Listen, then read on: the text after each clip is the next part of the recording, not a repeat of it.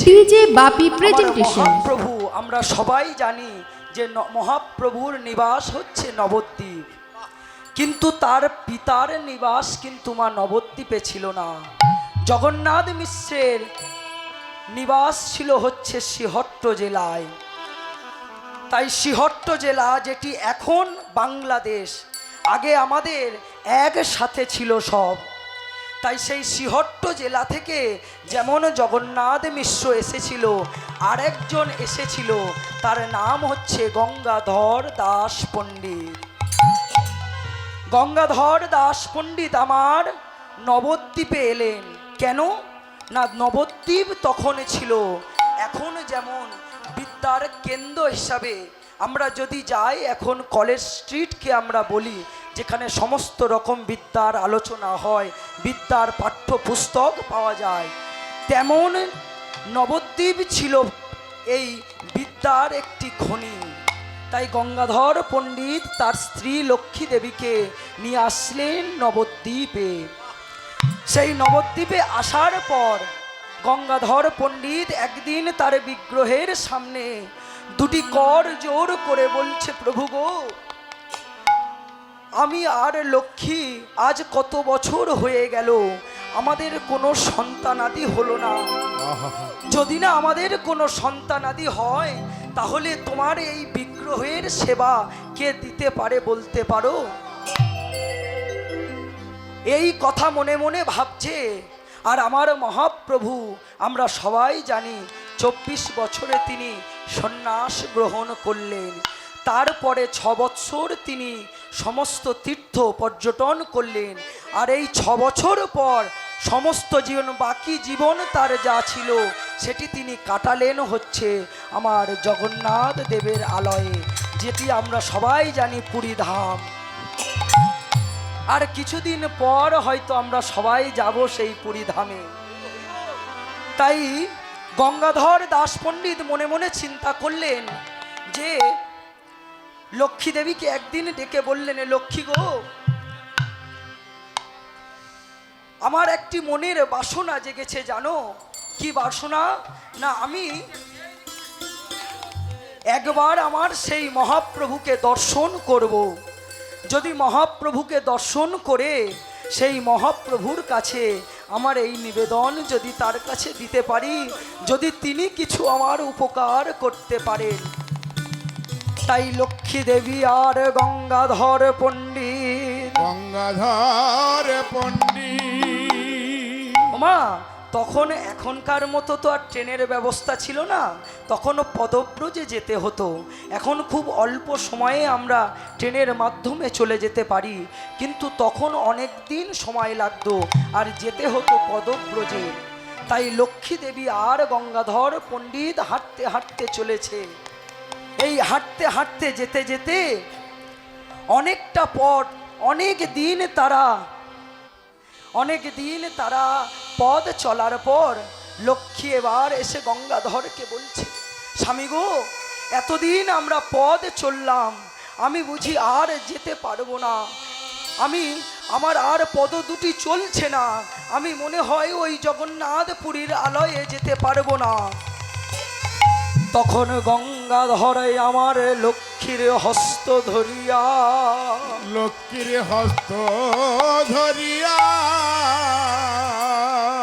আমার লক্ষ্মী মাকে বলছে, লক্ষ্মী গো, লক্ষ্মী গো,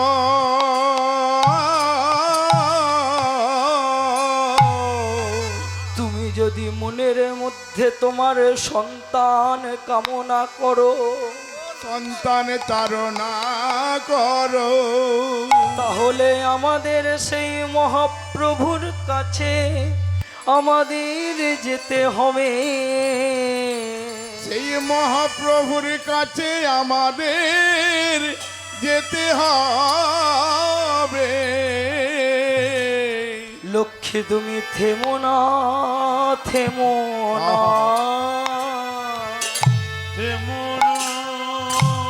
থেমো না, লক্ষ্মী তুমি থেমো না, থেমো না, থেমো না,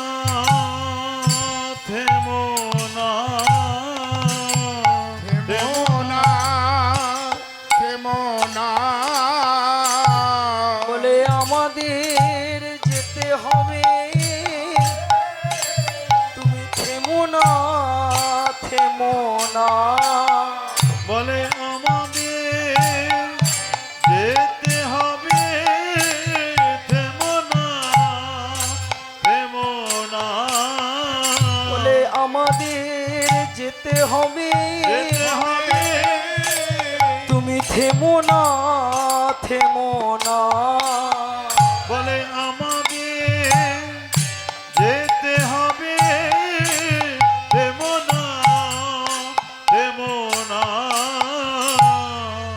ওমা এমন ভাবে যখন লক্ষ্মীকে বলছে, তখন তারা অনেকটাই পুরীর কাছাকাছি চলে এসেছে। আর পুরীর যে ধ্বজা আমরা গিয়ে দেখতে পাই, দূর থেকে দেখলো আমার সেই মন্দিরের আলোয় দেখা যাচ্ছে, আর সেই ধ্বজা কেমন ভাবে উঠছে। তখন লক্ষ্মীকে বলছে, লক্ষ্মী দেখো দেখো দেখো, আমার সেই জগন্নাথ দেবের ধ্বজা দেখা যাচ্ছে।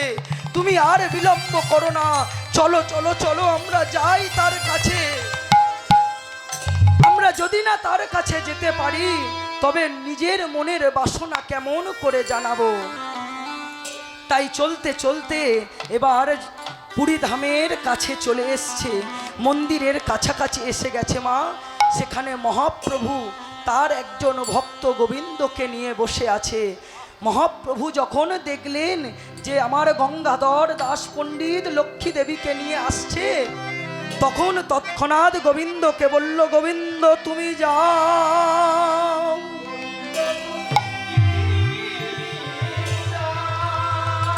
ওই না নিয়ে আসো আমার ভক্ত নে। নিয়ে আসো আমার ভক্ত রে। যাও যাও যাও, তুমি নিয়ে আসো আমার ভক্তকে।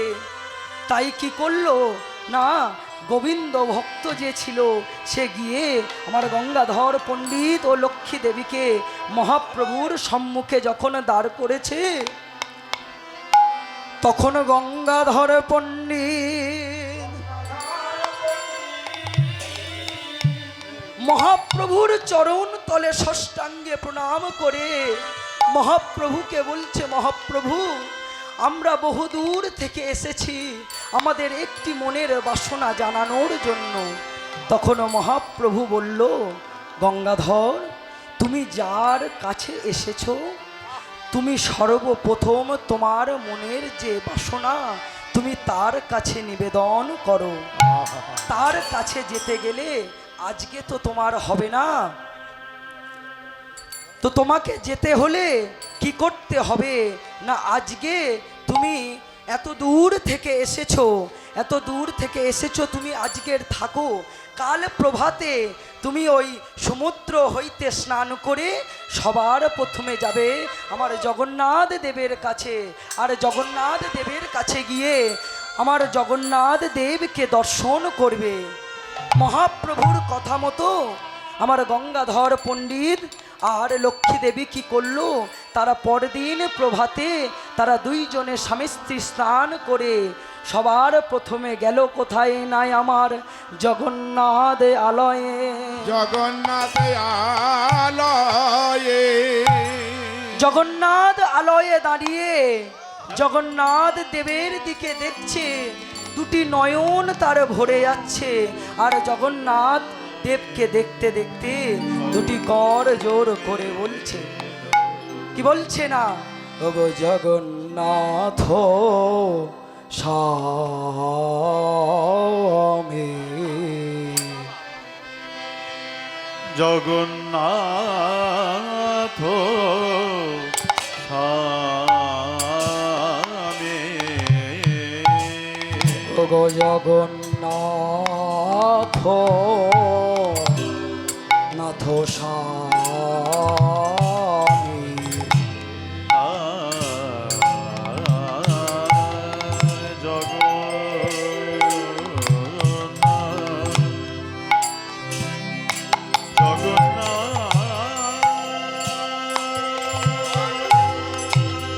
সবাই একবার উলুধ্বনি করুন আমার জগন্নাথ দেবের জন্য।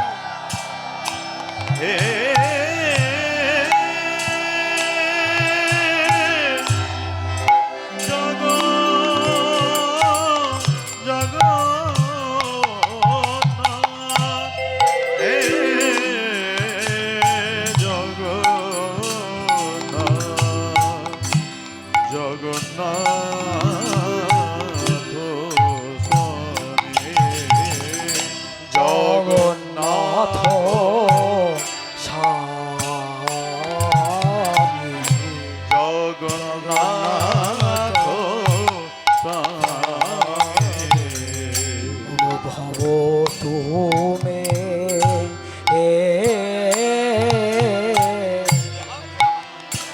জগন্নাথ নয়ন পথ গামে মা জগন্নাথ স্বামী নয়ন পথগামী ভব তুমে। তাই সেই জগন্নাথ দেবের কাছে দুটি কর জোর করে বলছে, জগন্নাথ দেব, আমরা বহুদূর থেকে মনের বাসনা নিয়ে এসছি একটি মাত্র। আমরা আজ সেই বাসনা তোমার সম্মুখে রাখলাম, তুমি যেন আমাদের এই মনের বাসনা পূর্ণ করো। তাই জগন্নাথের কাছে বাসনা জানিয়ে মা আমার মহাপ্রভুর কাছে এলো। এসে মহাপ্রভুর কাছে বলতে, মহাপ্রভুর কাছে সম্মুখে যখন দাঁড়িয়েছে, মহাপ্রভু বলছে, গঙ্গাধর, তুমি আমার আরাধ্য জগন্নাথ দেবের কাছে জানিয়ে দিয়েছো, আর আমার কাছে তোমাকে বলতে হবে না। জগন্নাথ দেব তোমাদের কৃপা বর্ষণ করবে। তোমাদের জগন্নাথ দেব কৃপা বর্ষণ করবে।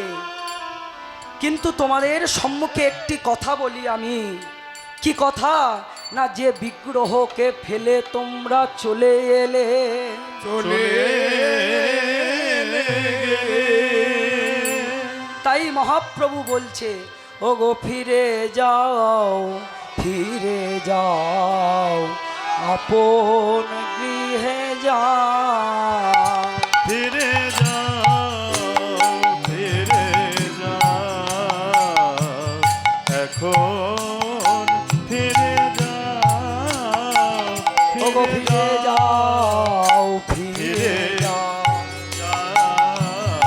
এখন ফিরে যাও, ফিরে যাও, যাও, যাও, ফিরে যাও, যাও, যাও, ফিরে যাও, যাও, যাও, ফিরে যাও, যাও, যাও, ফিরে যাও, ফিরে যাও, এখন ফিরে যাও, ফিরে যাও, ফিরে যাও, আপন গৃহে যাও। ও গো প্রভুর আদেশ পাইয়া আমার গঙ্গাধর ঘনে যাইয়া, প্রভুর আদেশ পাইয়া গঙ্গাধর চলিয়া যাইয়া। ও গো প্রভুর আদেশ পাইয়া গঙ্গাধর ঘরে যাইয়া। প্রভুর আদেশ পাইয়া গঙ্গাধর যাইয়া। আর মুখে বলে আমার জগন্নাথের নাম, আর মুখে বলে জগন্নাথের নাম, আর মুখে বলে জগন্নাথের নাম, আর মুখে বলে জগন্নাথের নাম। ফিরে যাও, ফিরে যাও, ফিরে যাও, ফিরে যাও, ফিরে যাও, আপন ফিরে যাও। তাই প্রভুর আদেশ পাইয়া গঙ্গাধর কি করলো না, আবার ফিরে গেল তার সেই গৃহেতে।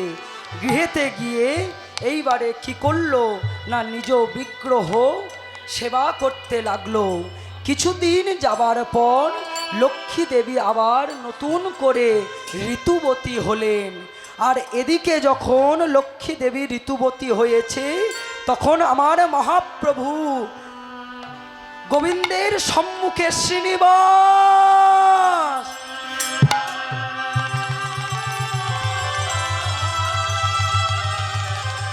শ্রীনিবাস বলে চিৎকার করে উঠলেন।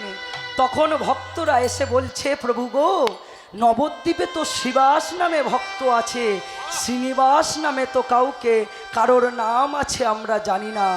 তখন মহাপ্রভু বললেন, আমার এক ভক্ত আসছে, যার নামকরণ আমি আগের থেকে করে দিলাম। তাই সেই গঙ্গাধর পণ্ডিতের সেই পুত্র হচ্ছে আমার শ্রীনিবাস আচার্য প্রভু। সেই শ্রীনিবাস আচার্য প্রভু যে কিনা আমার মহাপ্রভুর প্রথম কলেবর। তাই সেই শ্রীনিবাস প্রভুর পঞ্চম পুরুষ হচ্ছে আমার রাধামোহন দাস ঠাকুর, যে হচ্ছে আমার এই পদের পদকর্তা। তাই আমার রাধামোহন দাস ঠাকুর বলছে, ঠাকুর বলিছে, বলছে কি, আমার অনুভব হলো না, অনুভব হলো না, অনুভব হলো না, আমার অনুভব হলো না, আমি যেমন এলাম তেমনি গেলাম, অনুভব হলো না। বলে যেমন এলাম তেমনি গেলাম, অনুভব হলো না,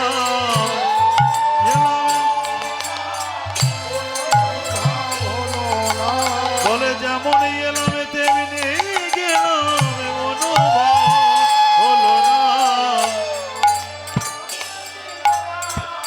অনুভব হলো না, ওগো যেমন এলাম তেমনি গেলাম, অনুভব হলো না, মরে গেলাম, আমার অনুভব হলো না। রাধামোহন দাস ঠাকুর এক পাশে দাঁড়িয়ে বলছো, প্রভু গো, আমার অনুভব হলো না, তোমার এমন লীলা, অপরূপ লীলা, আমি সেই লীলা অনুভব করতে পারলাম না। তাই আজ সেই রাধামোহন দাস ঠাকুরের চরণে প্রণামে জানিয়ে আমরা যাব হচ্ছে নবদ্বীপ লীলা ছেড়ে বৃন্দাবনে যাব। তার আগে আমার রাধামোহন দাস ঠাকুরের চরণে প্রণামে জানিয়ে যাব। তাই কি বলছে, ওগো কভু নহি সম ঝলো এ রাধাম দাসে কহে, কভু নাহি সম ঝলো না হলো আমারে রে, কভু নাহি সম ঝলো না হলো আমারে রে,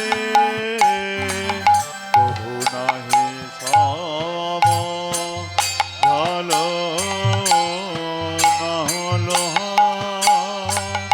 আমাদের রে।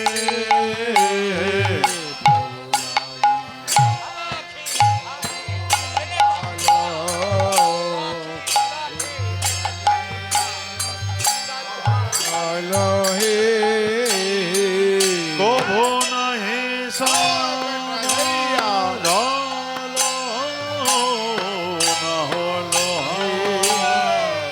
আমাদের রে, কভু নাহি হলো না হলো হলো হে কভু নাহি সম ঝলো না হলো আমাদের রে।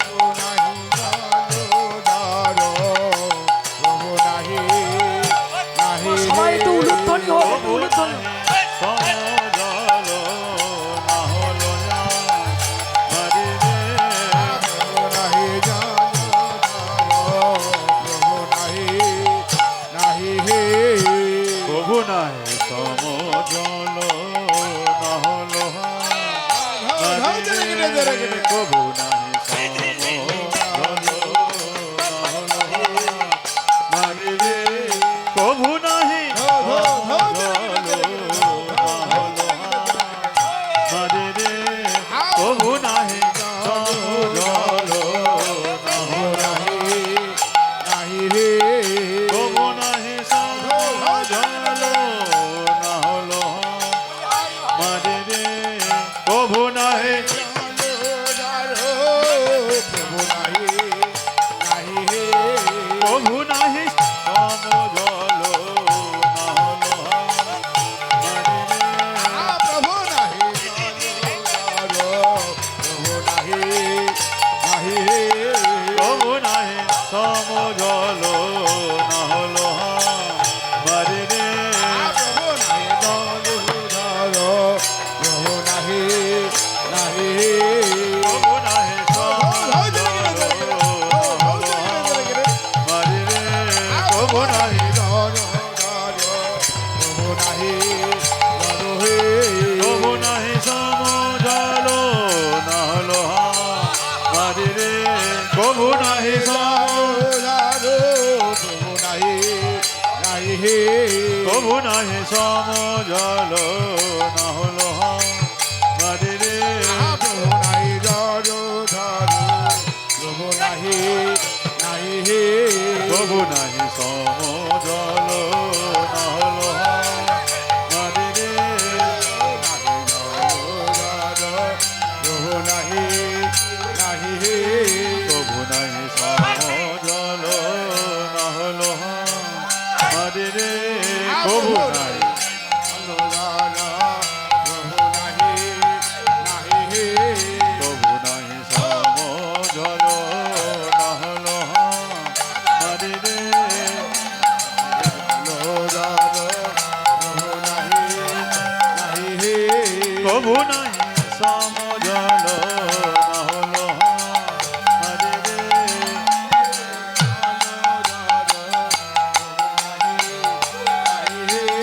কভু নাহি সমজল না হলো মারে রে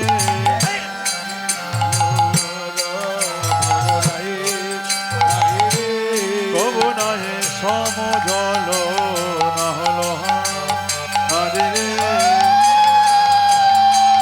কভু নাহি সমজল না হলো মারে রে কভু নাহি সমজল না হলো মারে রে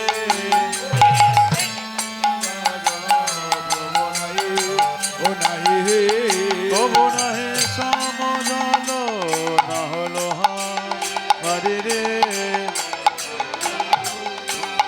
সমজল না হলো কভু নাহি জল কভু নাহি সমজল না হলো মারে রে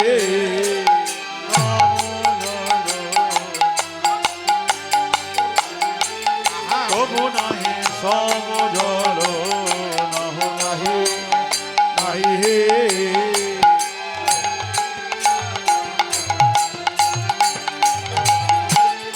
প্রভু নাহি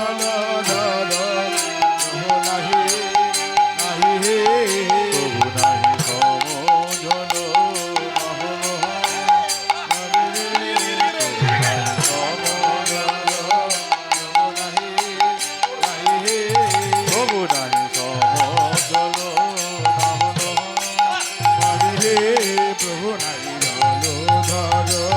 প্রভু নাহি নাহি হে কভু নাহি সমজল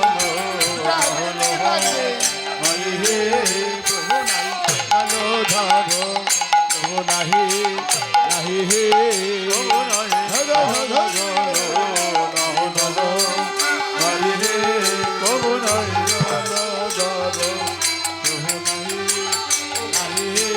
কভু নাহি কভু নাহি জল না হলো মারে রে কভু নাহি সমজল না হলো মারে রে কভু নাহি সমজল না হলো মারে রে কভু নাহি সমজল না হলো মারে রে কভু নাহি সমজল না হলো মারে রে কভু নাহি সমজল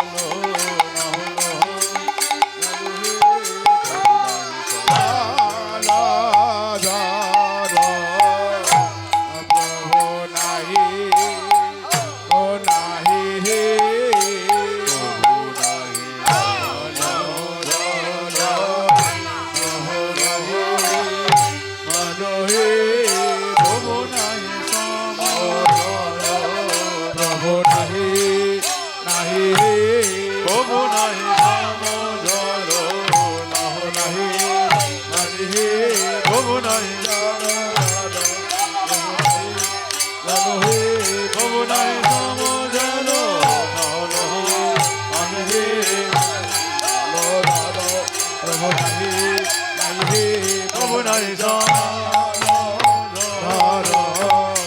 না হলো নাহি রে প্রভু নাহি জলধর প্রভু নাহি নাহি রে প্রভু নাই জলধর নাহি নাহি রে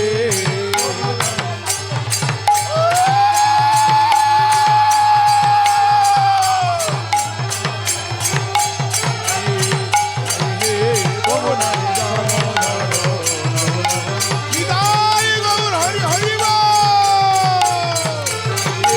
প্রভু নাই জলধর প্রভু নাই নাহি হে প্রভু নাই জলধর প্রভু নাই নাহি হে প্রভু নাই জলধর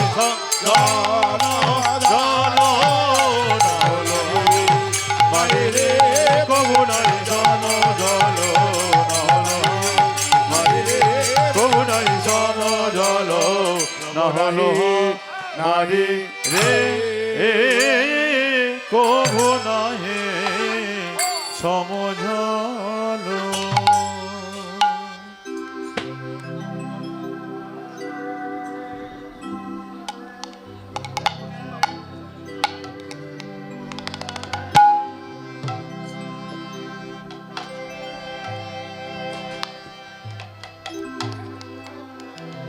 এতক্ষণ আমরা সবাই ছিলাম নবদ্বীপ লীলাতে। সেই নবদ্বীপ লীলায় রাধামোহন দাস ঠাকুরের তার চরণ তলে প্রণাম জানিয়ে এবার আমরা অগ্রসর হব কোথায় না বৃন্দাবন লীলায়।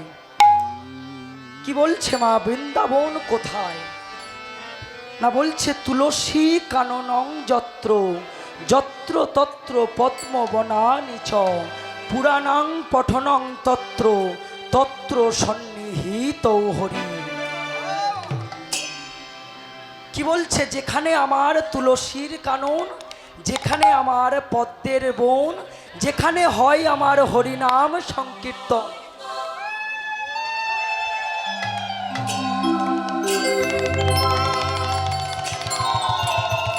সেটি হয় আমার মধুর বৃন্দাবন। তাই মধুর বৃন্দাবনে আজ সবাই আমরা উপস্থিত হয়েছি। আর এই মধুর বৃন্দাবনে যাকে আশ্রয় না করলে আমরা সেই গোবিন্দ দর্শন করতে পারবো না। তিনি কে না, তিনি হচ্ছে আমার বৃষভানু রাজ নন্দিনী।